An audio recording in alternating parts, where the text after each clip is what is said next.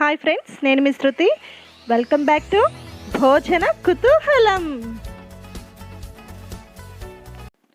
ఈరోజు మనం ఎంతో టేస్టీగా అలాగే ఎంతో ఫ్లఫీగా ఉండే ఇన్స్టెంట్గా చేసుకోగలిగే దోశను ఎలా ప్రిపేర్ చేసుకోవాలో చూద్దాం.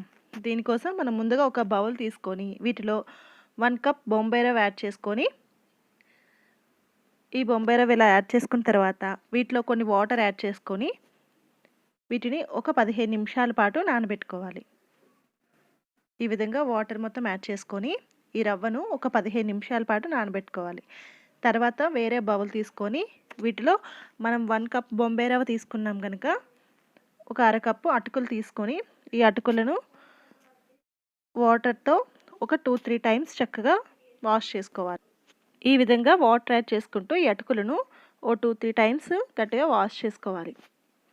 ఈ విధంగా వాష్ చేసుకున్న తర్వాత ఈ అటుకులను కూడా ఓ 15 నిమిషాల పాటు ఈ విధంగా నానబెట్టుకొని పక్కన పెట్టి ఉంచుకోవాలి. ఈ అటుకులను అదేవిధంగా మనం ముందుగా నానబెట్టుకున్న బొంబాయి రవ్వను ఓ 15 నిమిషాల పాటు నానబెట్టుకున్న తర్వాత మనం ఒక మిక్సీ బౌల్ తీసుకొని వీటిలో ఈ 15 నిమిషాల పాటు నానబెట్టుకున్న అటుకులు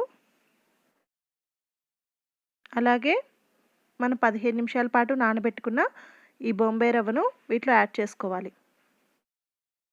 ఈ విధంగా బొంబాయి రవ్వ యాడ్ చేసుకున్న తర్వాత వీటిలో ఒక అరకప్పు పెరుగు యాడ్ చేసుకోవాలి. ఈ పెరుగు అనేది కొంచెం పుల్లగా ఉండే పెరుగు తీసుకుంటే దోశ అనేది మంచి టేస్ట్గా ఉంటుంది. తర్వాత వీటిలో కొంచెం రుచికి సరిపడా ఉప్పు అలాగే ఒక పావు టీ స్పూన్ వంట సోడా యాడ్ చేసుకోవాలి.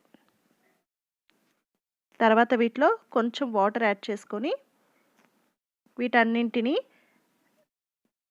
మెత్తని దోశ బ్యాటర్లా గ్రైండ్ చేసుకోవాలి.